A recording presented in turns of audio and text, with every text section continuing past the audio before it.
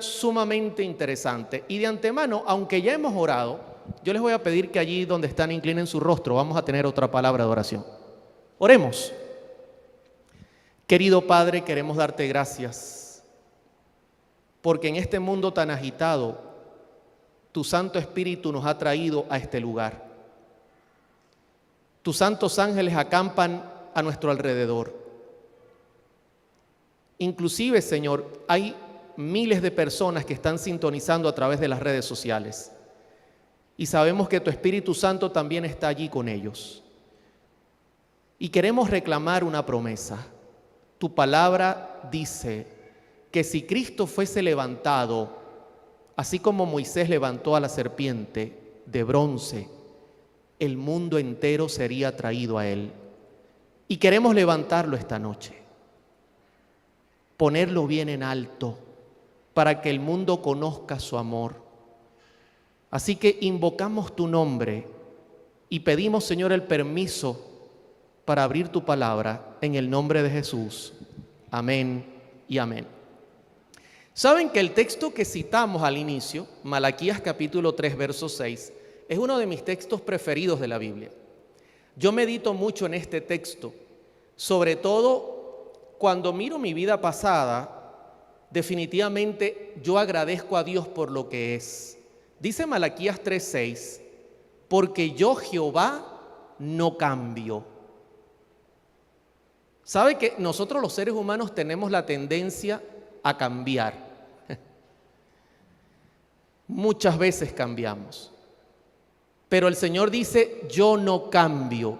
¿Cuántas veces hemos visto que un hombre promete amar a una mujer para siempre y luego el divorcio? Un hijo promete honrar a su padre y luego se va de casa. Inclusive padres prometen estar siempre con sus hijos y terminan en algún momento molestos abandonándolos. Pero si ustedes leen Malaquías 3:6 dice, porque yo Jehová no cambio. Y luego añade, por esto, hijos de Jacob, no habéis sido consumidos. Qué grande es la misericordia de Dios. ¿Cuántas veces Dios ha visto que nosotros nos hemos alejado de Él y nos trata con amor, con paciencia? Bendito sea su nombre. ¿Saben qué? Eso se debe a que el carácter de Dios es amor. Ese es su santo carácter. Dios no es como nosotros. No, Dios es amor. Él no tiene amor. No, Él es. Es muy diferente tener a ser. De hecho, usted lo puede comparar como el sol. El sol brilla, la luna no. La luna refleja la luz del sol. Y asimismo, Dios es amor. No tiene amor.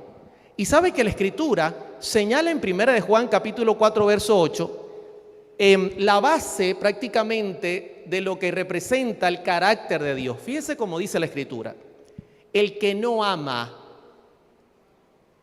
Fíjese cómo aquí la luz de Dios está irradiando en una persona.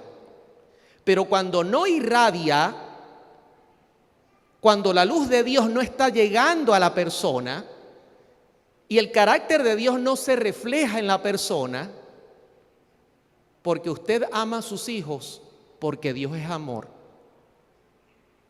Usted ama a su esposa y le es fiel porque Dios es amor. Y es un reflejo de ese amor. Pero el que no ama, mire cómo lo dice interesante, no ha conocido a Dios. El estar cerca de Dios es lo que nos hace amar. El conocerlo, el pasar tiempo con Él. Por eso en el mundo el amor es tan pasajero. Es una evidencia de la lejanía del hombre hacia Dios. Y luego dice, porque Dios es amor. Maravilloso eso. Dios es amor. Esa es la esencia de su carácter, mis hermanos.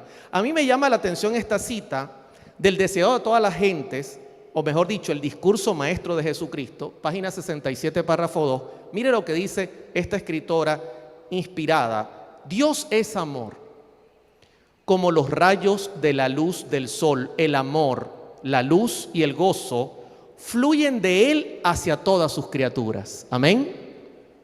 Su naturaleza es dar. La misma vida de Dios es la manifestación del amor abnegado. Nos pide que seamos perfectos como Él. Es decir, de igual manera, debemos ser centros de luz y bendición para nuestro reducido círculo, así como Él lo es para el universo.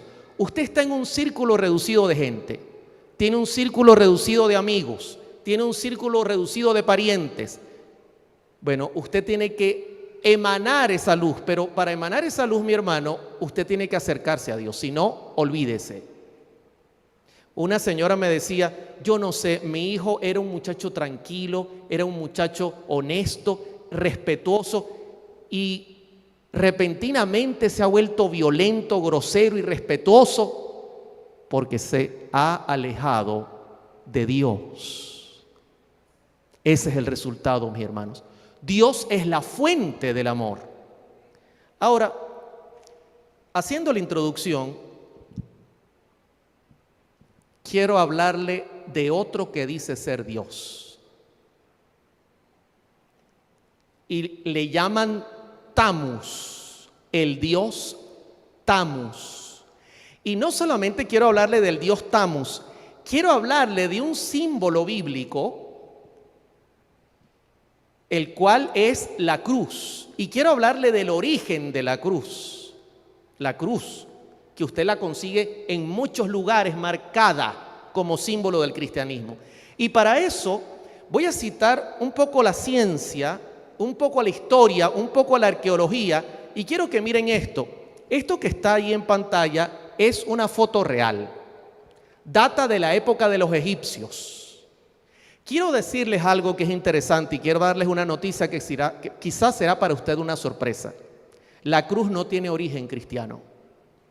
La cruz de forma de dos palos, o la forma de la cruz de dos palos, tuvo su origen, oído, en la antigua Caldea y se usó como símbolo del dios Tammuz, puesto que era una figura del Tao mística, la letra inicial de su nombre.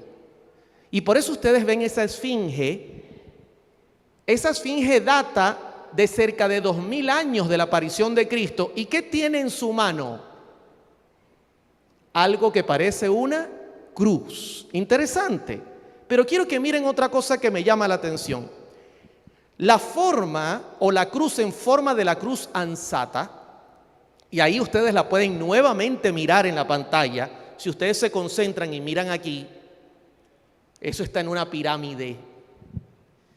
Era llevada en la mano de los sacerdotes egipcios y los reyes pontífices como símbolo de su autoridad, como sacerdotes del dios Sol, y era llamada el signo de la vida.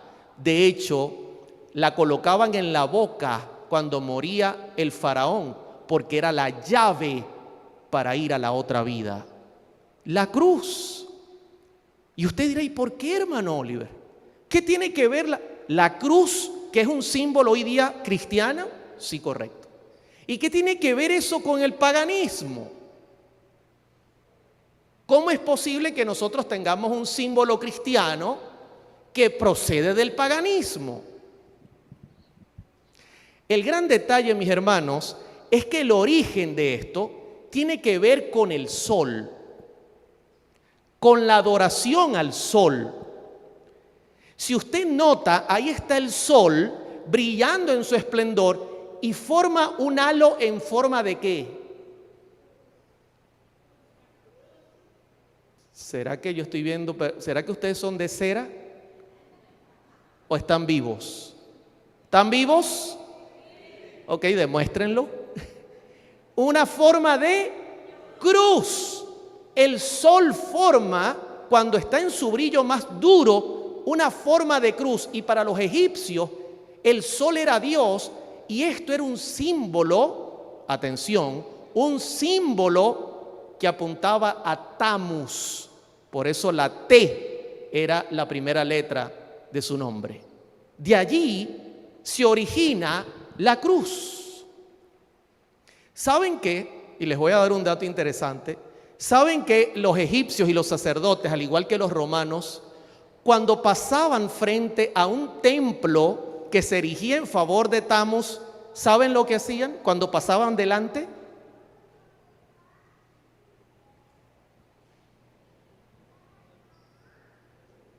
¿Saben lo que hacían cuando pasaban frente a un cementerio donde había gente de su pueblo, adoradores del sol?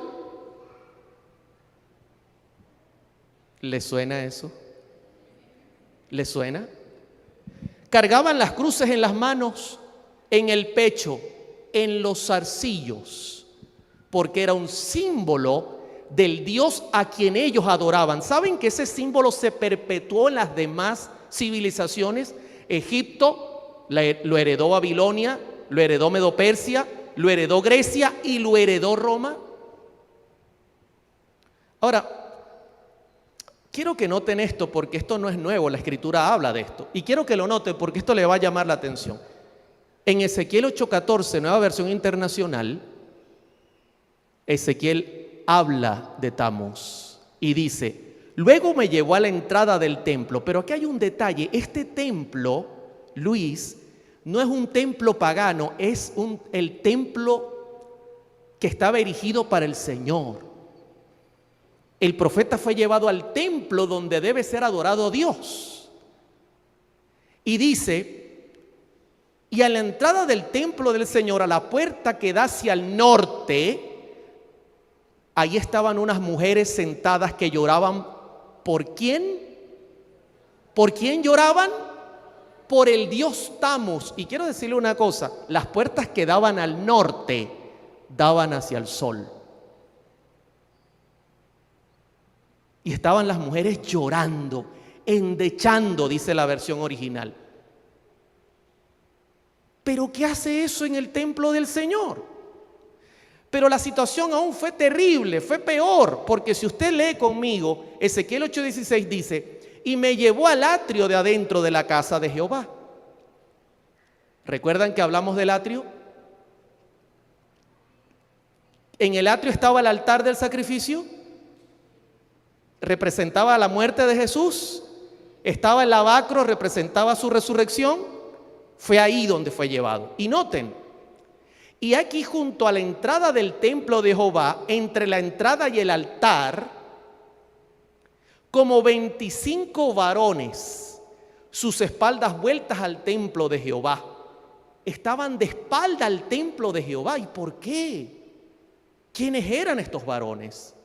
Y sus rostros hacia el oriente. ¿Sabe dónde sale el sol? En el oriente.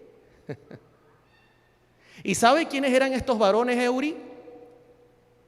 Dicen los teólogos que los 24 turnos estaban representados por 24 jefes, que eran los principales de los sacerdocios en cada turno.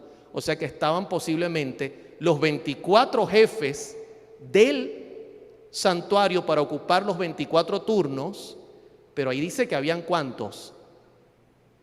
25. ¿Saben quién es el que falta? El sumo sacerdote.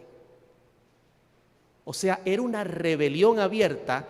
Y dice: y adoraban al sol, postrándose ¿hacia dónde? Hermano, nuevamente, yo doy las gracias al Señor por esta frase. Vivo yo, dice Jehová, que yo no cambio. Tremendas cosas, terribles. Y quiero contarles otras cosas en cuanto a la cruz y en cuanto al sol. ¿Saben que los romanos eran adoradores del sol, pero increíblemente? Increíble, era una cosa, pero muy metido dentro de ellos. Tanto así que Flavio Josefo, historiador judío contratado por Roma, fue quien vio y quien estuvo en el año 70 cuando los romanos vinieron contra Jerusalén y destruyeron el templo. ¿Saben? Eso era algo terrible. Llegó Roma, clavó el estandarte, se cerró la ciudad que estaba amurallada. Fue un día de Pascua, pastor. O sea que Todos los varones judíos estaban congregados porque lo decía la ley. Fue algo premeditado. Agarraron la ciudad. Es como que acá en Lynn vinieran todas las familias de ustedes a celebrar una fiesta y nos encerraran aquí. La comida se acaba más rápido, ¿sí o no? Y el agua, ¿se dan cuenta la estrategia? Y dice Flavio Josefo que pasado el tiempo, la gente consumió lo que había dentro para comer y nadie salía porque afuera les esperaba la muerte. Y Flavio Josefo dice que la gente comenzó a salir de las murallas para tratar de buscar algún alimento porque ya no había nada que comer adentro. Y cada uno de los que eran tomados eran crucificados.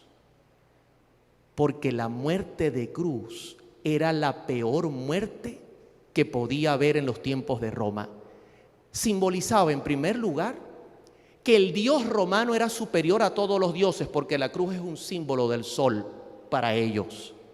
En segundo lugar, simbolizaba que ellos tenían el poder de matar a los enemigos que estuviesen contra su Dios.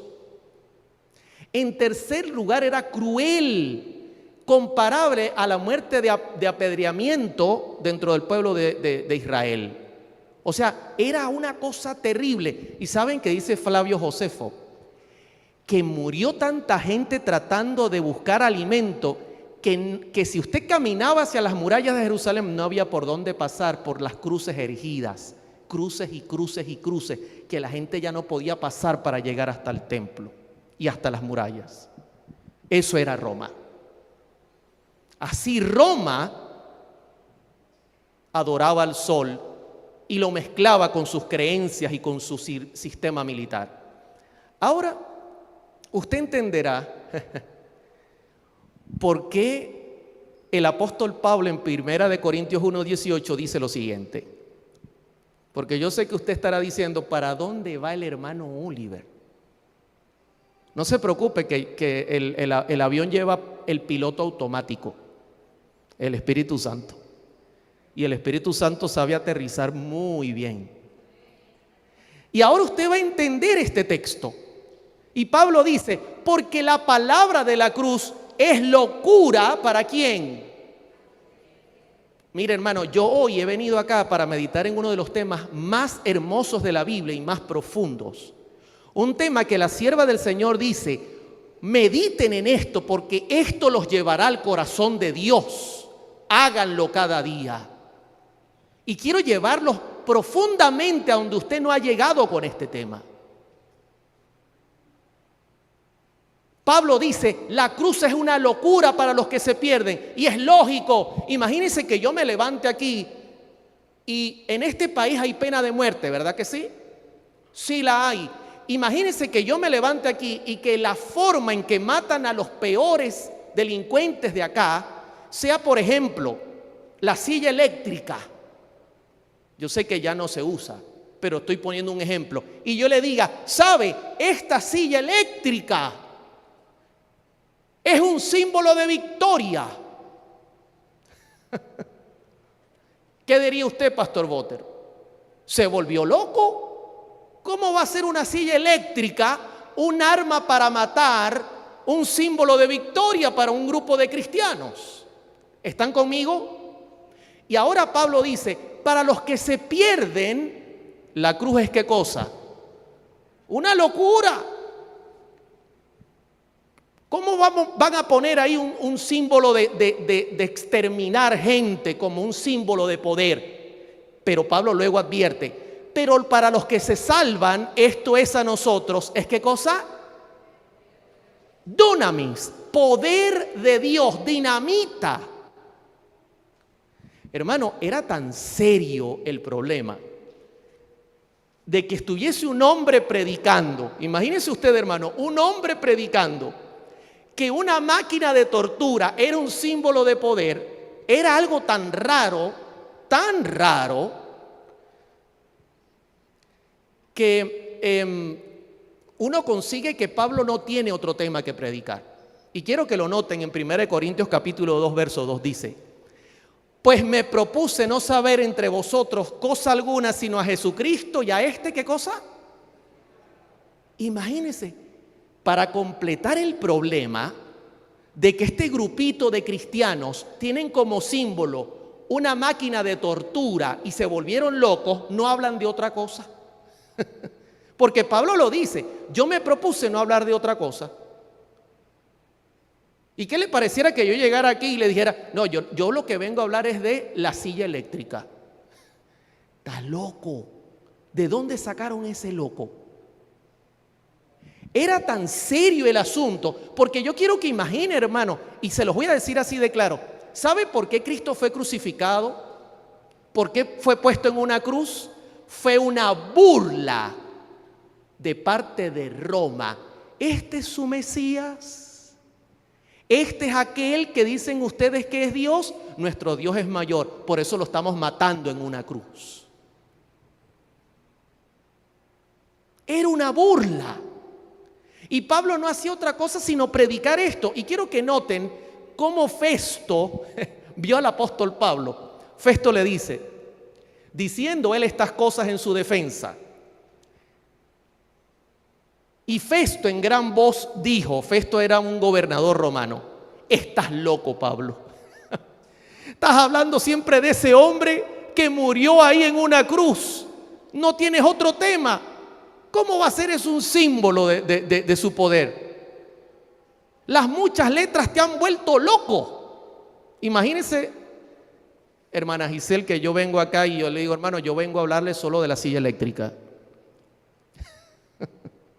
y del poder que hay detrás de ella. Ustedes saldrían corriendo de aquí. Un tema complicado. Pero detrás de ese tema hay un profundo mensaje. Esta es una historia real, ocurrió en agosto del año 1941 en Alemania.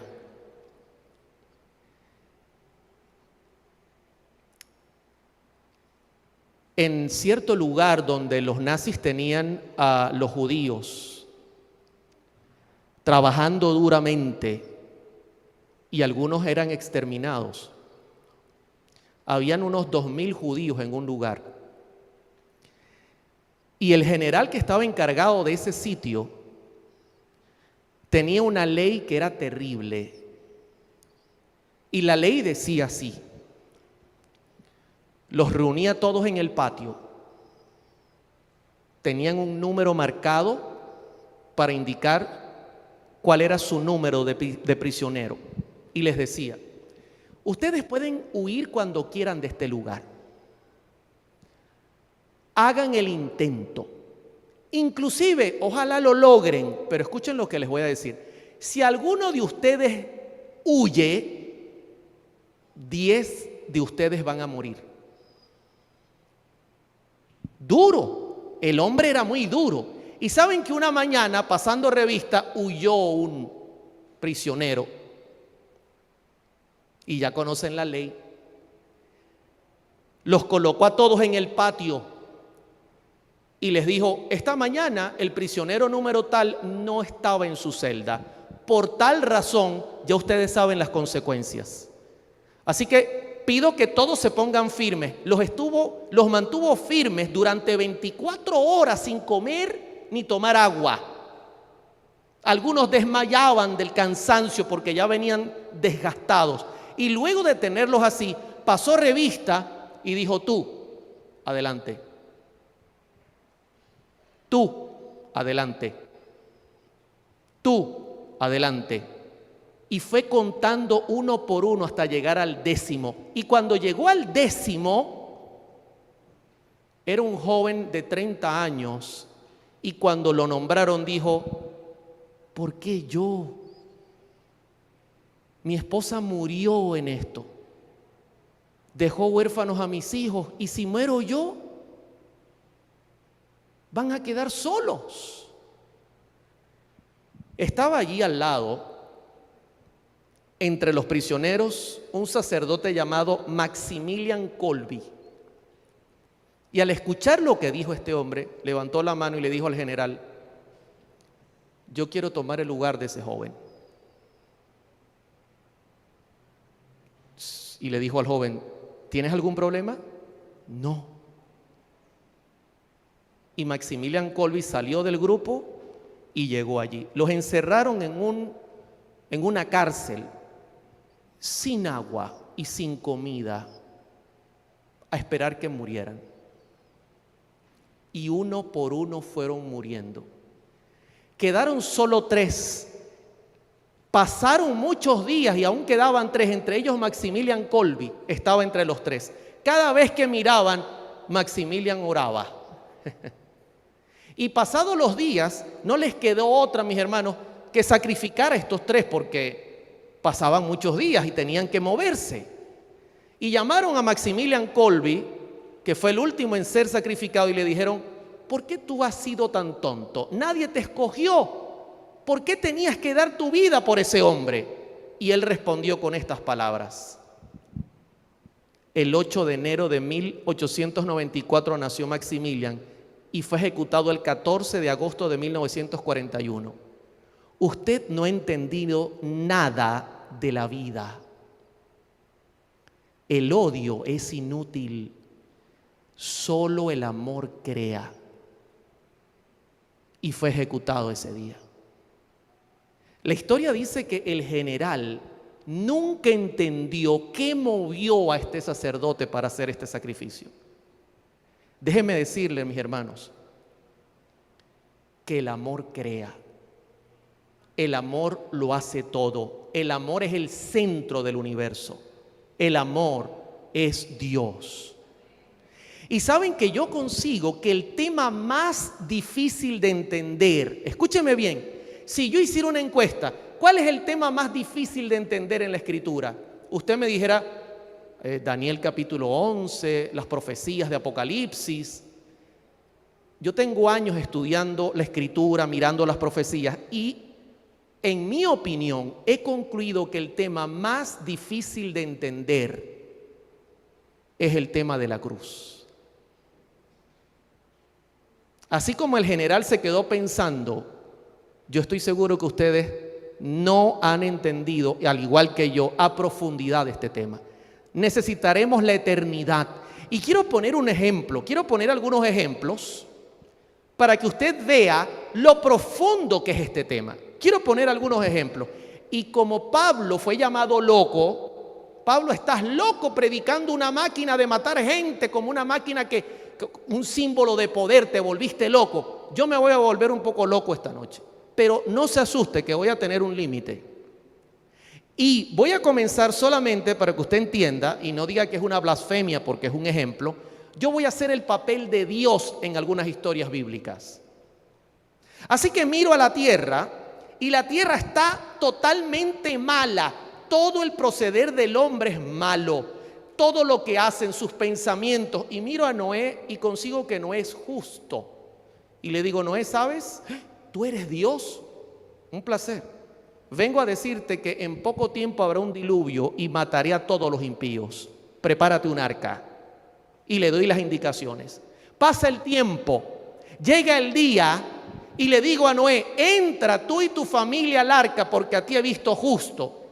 Y la gente está haciendo fiesta, comiendo y bebiendo, haciendo de todo lo que quieran hacer sin estar pendiente. Y cuando Noé va entrando al arca, yo le digo, ¿para dónde vas? ¿Al arca? ¿Y quién te dijo que entraras al arca? Tú. Ah, sí, tienes razón. Pues cambié el plan. ¿No vas a mandar el diluvio? Sí, lo voy a mandar. Pero necesito que tú y tu familia se vayan allá debajo de esa mata y esperen ahí mi orden. Ok, y se va Noé y la familia. Y salgo por las calles de los días antes del diluvio. Hay prostitutas, homosexuales, gente perversa, asesinos. Y los empujo a entrar al arca. Y una vez que los empujo a entrar al arca, cierro la puerta y Noé me está mirando así asombrado. Y digo, derrámense las aguas, exploten la tierra y que haya un diluvio terrible. Y ahogo a Noé y a su familia. ¿Qué opinan de Oliver? El hermano se ríe y casi que le leí, mire que yo puedo leer los labios, es un don. Por ahí alguien dijo, se volvió loco. Pero voy a irme un poquito más loco todavía. Lot, ¿qué haces en Sodoma y Gomorra? Hemos venido a sacarte. ¿Por qué? Vamos a destruir este lugar. La maldad es horrible. No se puede estar aquí. Inclusive intentaron matarnos anoche. ¿Y qué hago yo? Huye por tu vida. Amanece y el hombre todavía está viendo el último capítulo de la novela. El que se ríe es porque ve novela. Y entonces yo lo tomo por el brazo y lo saco apurado de Sodoma y Gomorra porque voy a hacer llover fuego. Pero cuando los ángeles lo van sacando, aparezco en la escena. Recuerde que yo estoy haciendo el papel de Dios y le digo, ¿para dónde van? Nos dijiste que sacáramos a Lot. No. Devuélvanlo a Sodoma y a Gomorra. Y las hijas, devuélvanlo con él.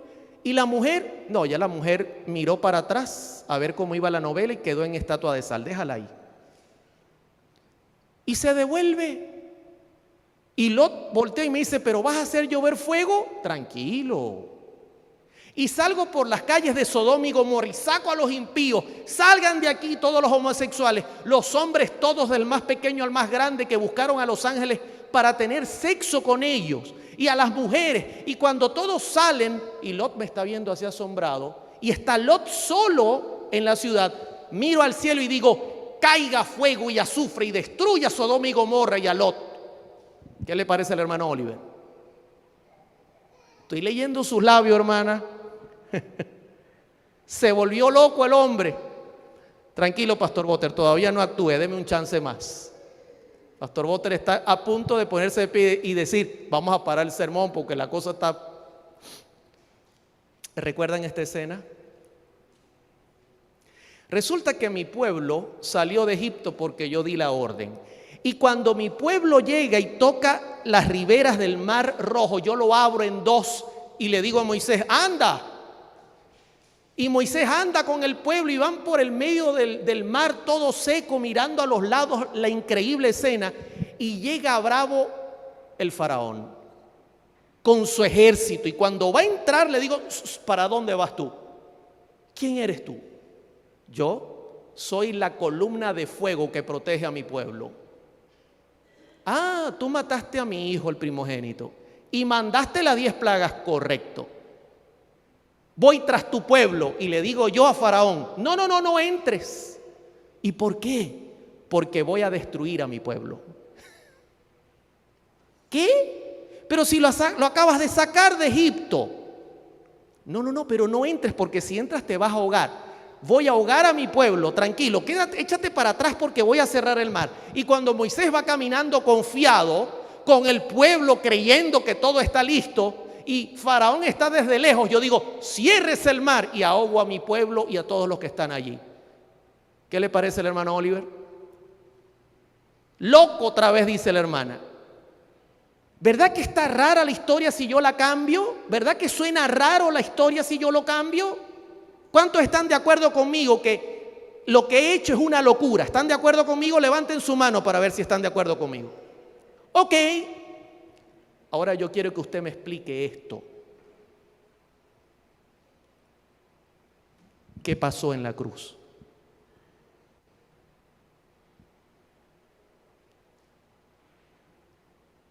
¿Sabe que en la cruz sucedió exactamente lo que yo acabo de hacer?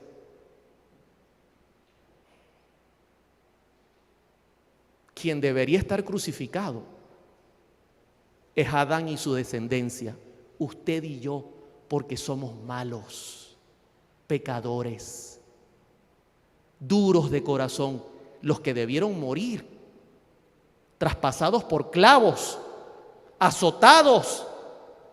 Debimos ser nosotros.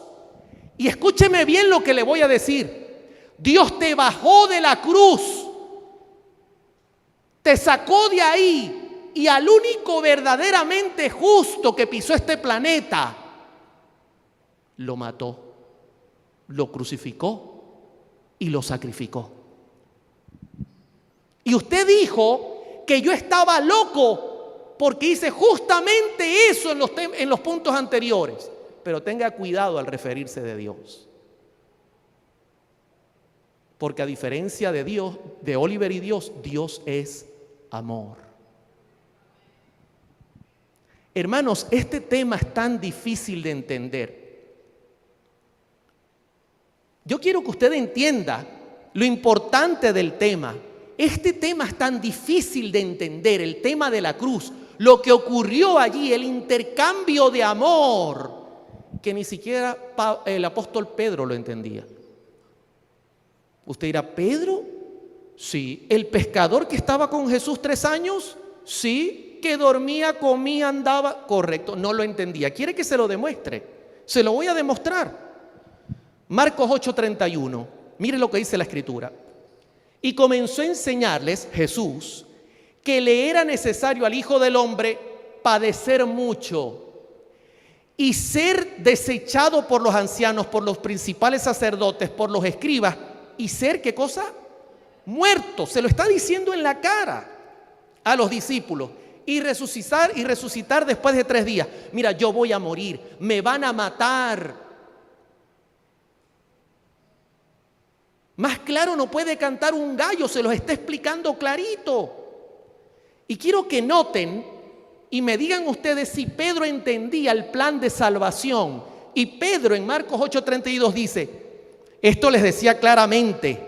Entonces Pedro les tomó aparte a Jesús y comenzó a reconvenirle. Y usted dirá, esa palabra es rara, reconvenirle. O sea, mira, yo voy a morir, me van a matar. Y Pedro toma a Jesús, se lo lleva aparte y comienza a reconvenirle. Yo quiero que usted entienda qué palabra se usa en reconvenir. Y es la palabra griega, y va a aparecer en pantalla, eptimao. Para que usted entienda qué significa esa palabrita, que significa reconvenir, reprender, imponer, desviar. Le voy a citar otra historia donde aparece esa palabra, euri. Se montan en la barca, son pescadores experimentados, Jesús se monta con ellos y comienzan a navegar. Cuando van a la mitad del camino, en medio del mar, se desata una tormenta como nunca habían visto. Gente experimentada del mar. Yo he estado en el mar, yo vivo frente al mar y he salido en lancha y nadie sale cuando hay mal tiempo. Una vez nos agarró, salimos con buen tiempo y nos agarró el mal tiempo y demoramos 5 veces el tiempo para regresar que lo que demoramos para ir, luchando con la tormenta. Ellos salieron con buen tiempo, pero de repente se desata una tormenta horrible. Hacen lo imposible porque el barco se está hundiendo, la pequeña barca se hunde y repentinamente un relámpago ilumina parte de la barca y Jesús duerme.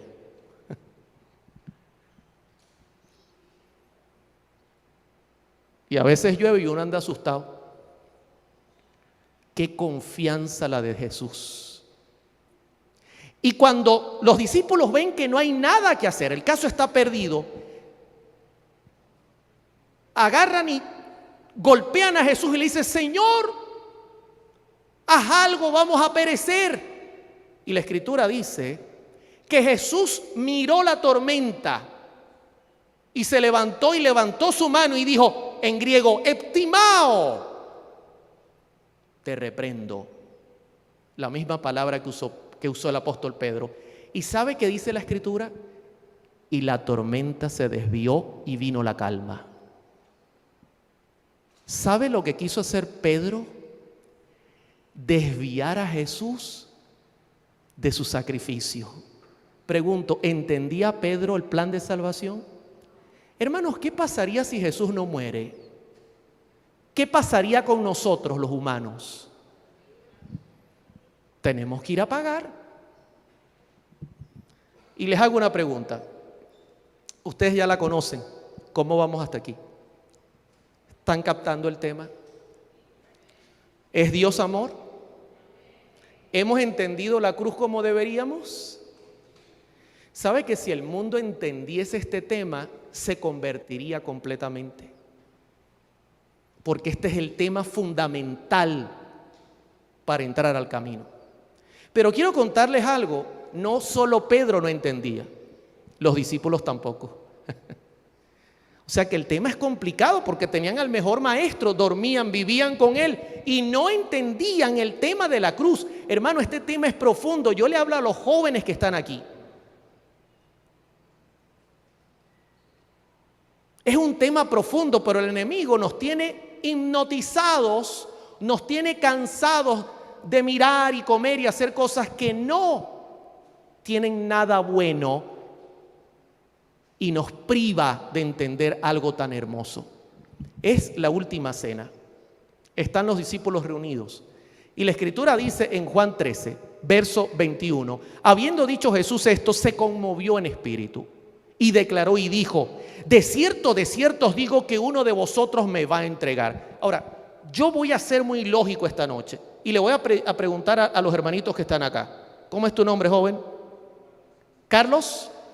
Carlos, dice la Escritura, uno de vosotros me va a entregar esta noche. Si yo te digo, Carlos, aquí hay alguien que me va a entregar esta noche, yo te pregunto, ¿el que me va a entregar está aquí? ¿Sí o no? ¿Alguien que está aquí me va a entregar esta noche? ¿Está aquí? Sí. Carlos está clarísimo. Entonces, verso 22, los discípulos se miraban unos a otros. Yo imagino aquí la gente, van a entregar a Oliver y se mira a la gente. ¿De quién habla este? Y quiero que noten lo que dice la Escritura. Dice la Escritura en el verso 23. Y uno de sus discípulos, el cual Jesús amaba, Juan, estaba recostado al lado de Jesús. Por eso cité a Carlos, porque está cerquita. Juan estaba pegadito a Jesús. A este pues hizo Simón Pedro señas y le dijo, ¿quién es aquel? ¿De quién habla? Imagínense que Carlos ahora me diga, hermano Oliver, ¿pero quién es? Y yo le responda con las siguientes palabras. Y mire cómo dice Juan 13:26. Respondió Jesús, a quien yo diera el pan mojado, aquel es. Y mojando el pan lo dio a Judas Iscariote, hijo de Simón. Y Carlos me dice, Oliver, ¿quién es? Y yo le digo, a quien le doy este control, ese es. ¿Saben que cuando yo predico este tema y me acerco a la gente, comienzo a caminar con el control y la gente hace así? Pero vamos a suponer que como yo aquí no quiero tener enemigos y Luis, el encargado de la parte técnica, es ya mi amigo, yo camino y le entrego el control a Luis Gómez. Pregunto, ¿quién me va a entregar esta noche? ¿Alguna duda? Agárrenlo porque el hombre es karateca y cinta negra. ¿Estamos claros? Ahora, ¿me pueden explicar el siguiente texto? Pero ninguno de los que estaban en la mesa entendió por qué le dijo esto.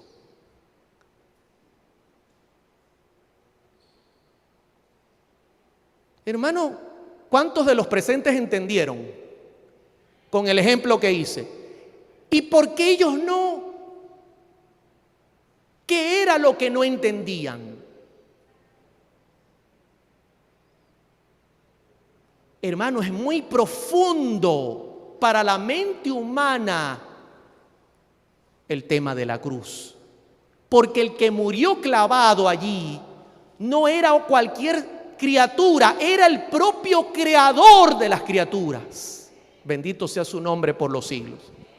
Por eso usted consigue que cuando la sierva del Señor, que siempre amplía la información, escribió sobre esto, dijo, Jesús había abierto delante de sus discípulos una vasta extensión de la verdad. Vasta extensión, grande, mucha información. Pero les era muy difícil impedir, miren esto, porque esto se repite, Carlos, en sus mentes que se mezclasen sus lecciones con las tradiciones y máximas de los escribas y fariseos. Se mezclaban las enseñanzas que rodaban por allí, que el Mesías vendría como rey, y ya ellos no esperaban a alguien que se sacrificaba. Pero no solo eso, dice ella, habían aprendido a aceptar las enseñanzas de los rabinos como voz de Dios, y esto dominaba todavía sus mentes y amoldaba sus sentimientos. Las ideas terrenales y las cosas temporales, el auto, la casa, la tarjeta de crédito, el teléfono, abruma nuestra mente y nos quita la bendición de meditar en algo tan grande, mis hermanos, porque eso es lo que el enemigo hace. No comprendían, miren cómo se lo subrayé, la naturaleza espiritual del reino de Cristo, aunque Él se los había explicado tantas veces, no comprendían. Y yo termino diciéndoles esto en este punto.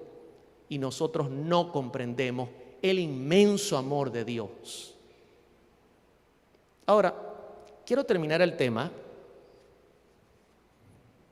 llevándolos a la cruz. Olvídese que está en link. Usted que está sintonizando por internet, olvídese que está en su casa o en el trabajo o en el auto. Venga conmigo al Monte de la Calavera, al Gólgota. Venga conmigo a mirar la escena que el mundo hasta hoy, hasta el día de hoy, no termina de entender qué ocurrió allí, mis hermanos. Dice Mateo 27, verso 38. Entonces crucificaron con él a 2 ladrones, uno a la derecha y el otro a la izquierda. Primer punto. ¿Dónde está crucificado Cristo?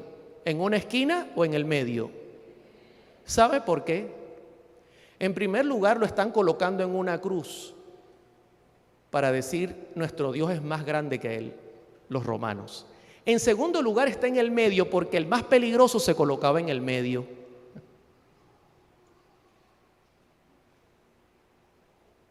Por amor al Señor. Usted está caminando y el hombre que caminó en el mar está en el medio de 2 forajidos.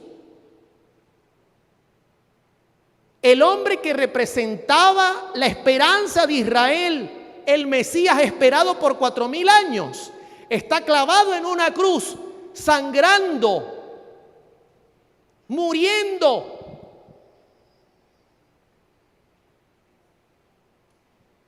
Y dice el 39, y los que pasaban, para empeorar la situación, pasaba gente. ¿Sabe que el día que murió Cristo era el día de la Pascua? Uno de los días más concurridos en Israel. La gente venía llegando de todo el mundo para celebrar la Pascua. Y pasaban niños, pasaban hombres, y miraban al del medio, porque era el peor de los 3, y meneaban la cabeza y le injuriaban y decían, sinvergüenza, ese tiene que ser alguien muy malo para estar ahí. Y usted está allí y usted sabe que Él representa su esperanza. Pero la cosa se empeora. En Mateo 27:40, de repente pasa uno y dice, hey, yo lo conozco. Yo lo escuché cuando dijo que él derribaba el templo. El templo demoró cerca de 50 años para ser construido. Y para colmo, en los días de Jesús todavía lo estaban terminando. Él dijo que en 3 días lo destruía y lo volvía a levantar. Claro, Jesús hablaba de sí mismo y lo malinterpretaron. Pero vengo yo de forma sarcástica, haciendo el lugar de esa persona, y le digo, tú que derribas el templo y en 3 días lo reedificas, ¿por qué no te salvas a ti mismo si tienes tanto poder? Si eres el Hijo de Dios, desciende de la cruz. Y usted está allí contemplando la escena. Yo le hago una pregunta, ¿a quién le cree usted? ¿Al carpintero, hijo de María, o me cree a mí? Pero voy a irme más allá. Para empeorar todavía el cuadro, aparecen los líderes de la iglesia para el tiempo de Jesús. Verso 41. De esta manera también los principales sacerdotes, escarneciéndole con los escribas y los fariseos y los ancianos, decían: ¿este no es el que sanó y resucitó a la niña de Jairo? Sí es. Yo me recuerdo que supuestamente venía una mujer con un flujo de sangre. La gente lo apretaba porque lo seguía mucha gente. Llega Jairo, le dice: vámonos, acompáñame porque mi hija está muriendo, tiene 12 años. Y este hombre dice que va. Y fue. Y en el camino la mujer del flujo dijo: si yo tocase, aunque sea el borde de su manto, yo seré sana. Y lo tocó. Y dicen y que se sanó. Es un impostor. Y luego llegó a la casa de este hombre, que por cierto es un sacerdote, y hay que hablar con él. Y llegó y la niña había muerto. Y le dijo: Talita cumi, a ti te digo, niña, levántate. Y la niña resucitó. A otro salvó. ¿Y asimismo no se puede salvar? Si eres el rey de Israel, desciende de la cruz y creeremos en él. Ahora yo quiero que usted imagine que usted está en la escena y yo le pregunto: ¿a quién le cree usted?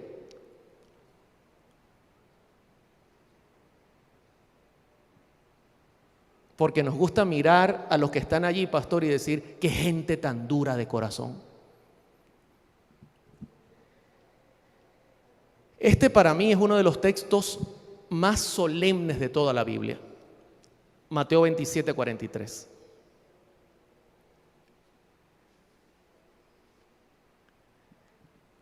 ¿En quién confió Noé? ¿En quién? Hermanos, ¿están despiertos? ¿En quién? ¿Y Dios salvó a Noé? Muy bien. ¿En quién confió Daniel? ¿Y Dios salvó a Daniel y sus 3 amigos?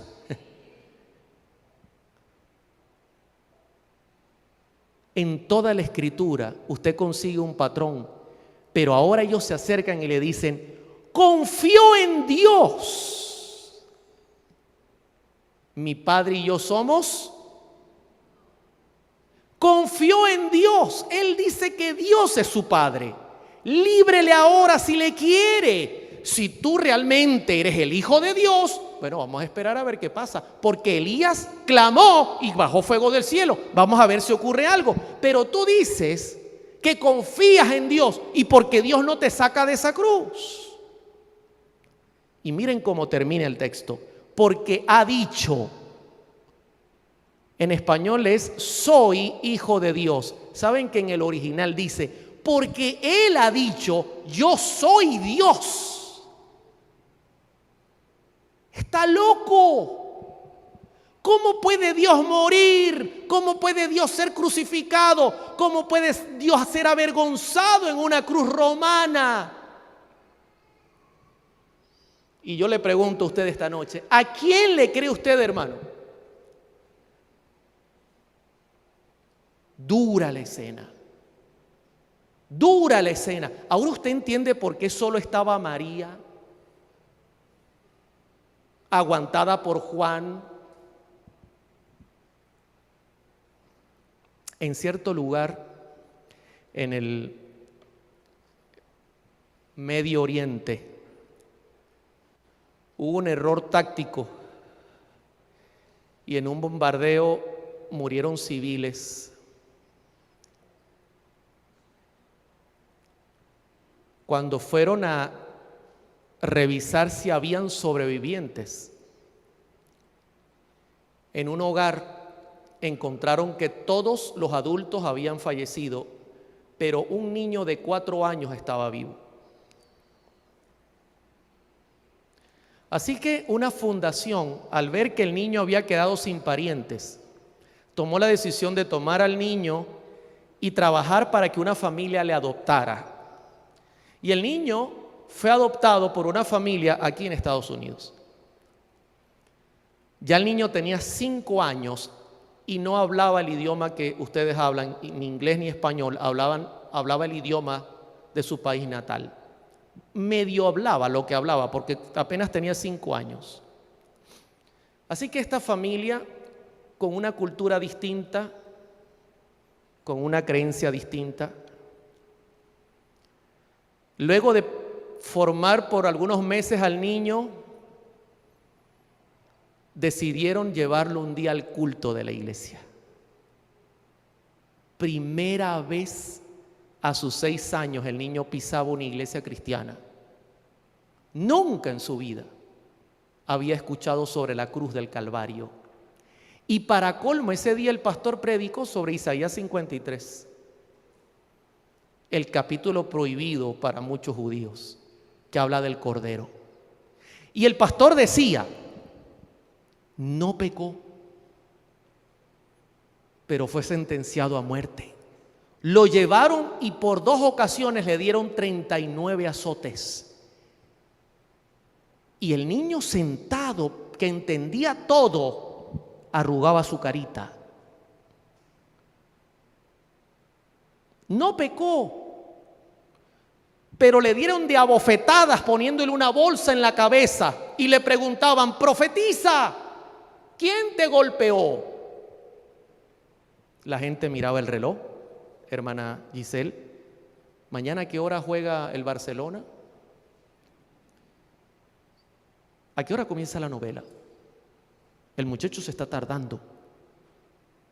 Y el niño arrugaba su carita. No pecó.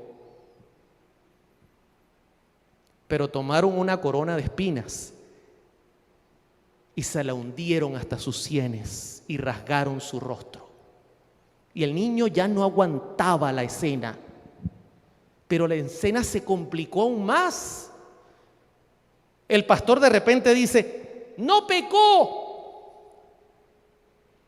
pero fue sentenciado a muerte, y muerte de cruz, la peor que había. Tomaron una cruz terrible, la pusieron sobre su espalda, ensangrentado, con casi 2 días sin comer, desangrado. Lo hicieron caminar por el medio de Jerusalén sin fuerza. ¿Sabe lo que dice la sierva del Señor?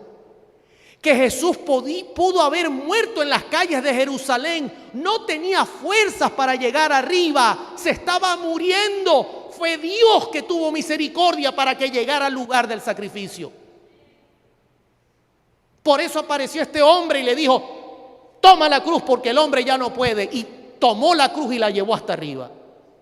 Y el niño arrugaba la cara, pero ¿sabe qué hacía la gente, mi hermana? Pendiente de lo que iba a hacer mañana, si iban a trabajar o no. Y el pastor llegó hasta el punto que dijo, no pecó. Clavaron sus manos, las manos que bendecían a las personas, que tocó los ojos del ciego y le dijo, mira. Y el ciego miró y lo abrazó, al leproso, a tanta gente.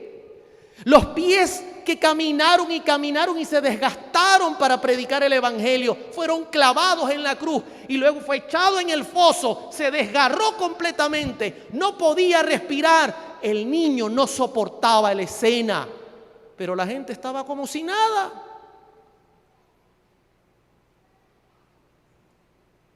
No pecó. Y con todo tenía vida para vivir por días. Pero justo a las 3 de la tarde, la carga del pecado que llevaba de su pueblo fue tan grande que dice el profeta que su corazón se derritió en su pecho.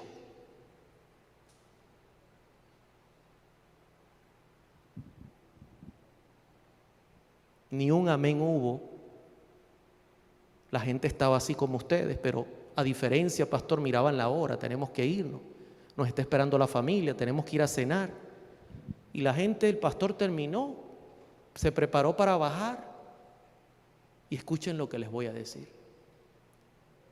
Y cuando todo está normal, como que no pasó nada, como que no ha pasado nada, el niño se pone de pie y grita abiertamente en la sala, y es que nadie va a hacer nada por salvar a ese justo.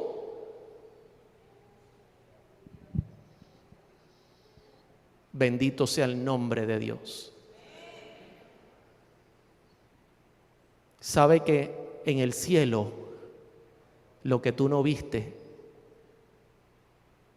los principales ángeles esperaban la orden para ir a buscar a su general. Pero fue un día triste en el cielo. El cielo contempló cómo mataban al propio Creador y, esperando la voz del Padre, oscureció la tierra y nadie movió un dedo. Y yo le pregunto esta noche, hermano y hermana, ¿cuánto vale usted? Carlos, ¿cuánto vales? ¿Qué valor te puso el cielo? Tú vales la vida del Creador. Y nosotros pensamos que no valemos nada.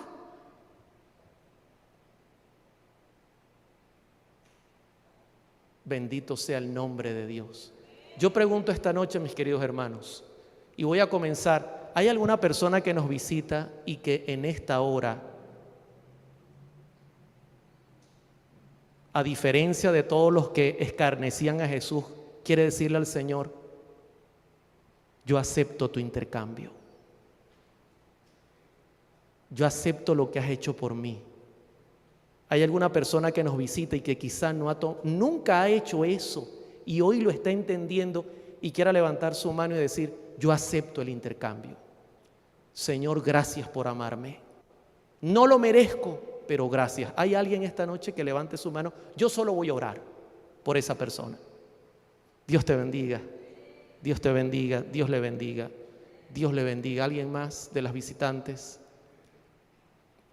Dios les bendiga. Pregunto de mis hermanos en Cristo,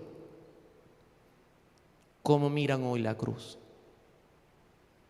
¿Cuánto valen ustedes, mis hermanos? Levantando su mano, ¿reconocen al crucificado como el intercambio de amor? Les voy a pedir que se coloquen de pie. Vamos a orar. Oremos. Querido Padre, quiero darte gracias, Señor. Quizá las gracias son palabras tan cortas. ¿Es suficiente darte gracias por un sacrificio tan grande? Qué duro debió haber sido para ti, Padre, contemplar a tu Hijo desnudo en la cruz. Pero tú eres amor. Yo no cambio. Y por esa misericordia que tienes para con nosotros, permitiste que tu Hijo fuese sacrificado por nosotros. Señor, lo único que podemos darte es nuestro corazón. No hay otra cosa que se te satisfaga. Tú no quieres de nosotros oro ni tesoro, quieres nuestro corazón. Señor, está roto, está partido, el mundo lo ha dañado, pero te lo entregamos, Señor. Reconocemos que hemos sido infieles e ingratos contigo. Reconocemos que muchas veces vemos al crucificado y no nos hace sentir nada. Pero hoy hemos ido al Calvario. Hoy le hemos visto vertir su sangre por mí y por las personas que están acá y viendo. Recibe nuestro corazón. Entra en él. Sálvanos, Señor. Queremos estar contigo algún día en tu reino. Y queremos escuchar las palabras de Jesús cuando alguien le pregunte, Señor, ¿y qué son esas heridas que tienes en tus manos?